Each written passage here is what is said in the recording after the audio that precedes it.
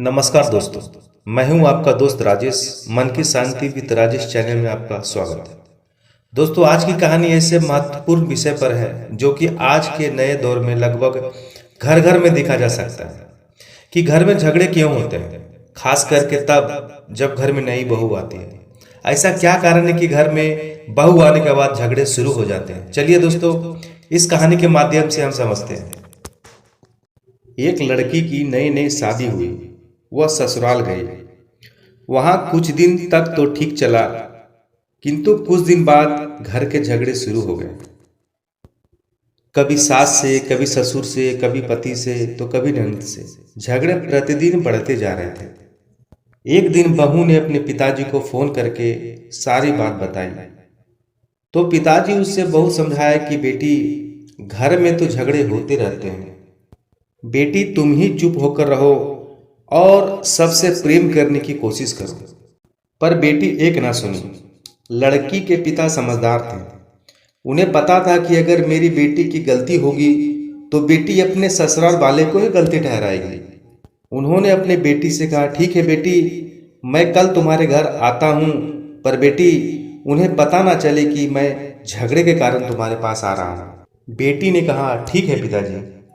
फिर कल का दिन आया और पिता अपनी बेटी के पास पहुंचते हैं। बेटी अपने पिताजी को आदरपूर्वक अपने कमरे में ले गई और रोने लगी। पिताजी तो समझ गए कि क्यों रो रही है। पिताजी ने पूछा, तुम क्या चाहती हो बेटी? तो बेटी बोली, मैं चाहती हूं कि मैं और मेरे पति सिर्फ इस घर में रहें। पिताजी ने फिर कहा, और तुम्हारे सास ससुर? तो बेटी ने कहा, पिताजी मैं चाहती हूँ वो लोग मर जाएं। बेटी की ऐसी बातें सुनी तो पिताजी थोड़े समय के लिए चुप हो गए। फिर उन्होंने कहा, ठीक है, मेरे घर में एक जहर का चूरन है, तो मैं उसे कल लेकर आऊंगा। बेटी यह बात सुनकर बहुत खुश होती है और वह खुशी खुशी पिताजी को दरवाजे तक छोड़ने आई और बोली, पिताजी मैं आपकी प्रतीक्षा करूंगी। जब रात होती है तो बेटी को नींद नहीं आ रही थी, क्योंकि उसे लग रहा था कि कब सुबह हो और मेरे पिताजी वह जहर का चूरन लेके आए। यह सोचती सोचती वह सो गई। जब अगले दिन पिताजी उसके घर आए तो पहले की तरह उन्हें अपने कमरे में ले गई और पिताजी से पूछी, पिताजी वह जहर का चूरन लाए क्या? पिताजी ने कहा, हाँ बेटी। फिर पिताजी ने बोला, यह चूरन दे तो दूंगा, पर यह ऐसा जहर है कि इसका असर लगभग 3 महीने बाद दिखेगा। पिताजी ने कहा, जिस जिस को तुम्हें मारना है उसके खाने में प्रतिदिन 3 टाइम यह चूर्ण मिलाकर खिलाना होगा। 3 महीने के बाद तुम्हारी सारी समस्याएं खत्म हो जाएगी। पिताजी मुस्कुराते हुए वहां से चले गए। बेटी बहुत खुश थी। अगले दिन वह सुबह सुबह उठकर सबके लिए नाश्ता बनाती है और पति को छोड़कर वह सबको खाने में वह चूर्ण मिलाकर सबको खाना खिला देती है। सास ससुर यह देखकर बहुत खुश होते हैं। सास ससुर सोचते हैं कि लगता है पिताजी इसके घर आए थे, इसको समझा बुझा के गए हैं, इसी कारण वजह से लग रहा है यह बदल गई है। कुछ दिनों तक ऐसे ही चलता रहा तो उस बहू को ऐसा एहसास हुआ कि सब लोग अचानक बदल गए हैं, सब मिलकर मुझसे बहुत प्यार करने लगे हैं। समय बीतता गया।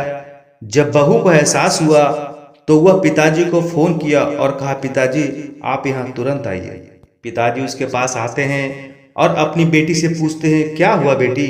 तब बेटी रोते हुए बोली, पिताजी मुझसे बहुत बड़ी गलती हो गई है, मैं अब किसी को मारना नहीं चाहती हूँ। और बोली, पिताजी आप ऐसी दवाई दीजिए कि यह चूरन का जहर कट जाए। तब पिताजी मुस्कुराते हुए कहते हैं, बेटी मुझे अब अपनी बेटी पर गर्व है। और बेटी मैं ये बता दूं, वह चूरन जहर नहीं था, वह अनार का चूरन था। यह बातें सुनकर बेटी बहुत खुश हो गई और वह अपने पिताजी से माफी मांगने लगी। तब पिताजी उसे आशीर्वाद देकर वहां से चले जाते हैं और बहू अपने परिवार के साथ खुशी खुशी अपना जीवन बिताने लगी। दोस्तों, इस कहानी से हमें यह शिक्षा मिलती है कि चाहे सास हो या बहू, पत्नी हो या पति, सभी अपना कर्तव्य ईमानदारी से निभाएं।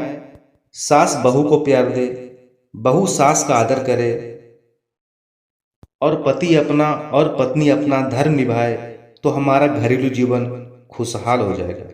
धन्यवाद दोस्तों।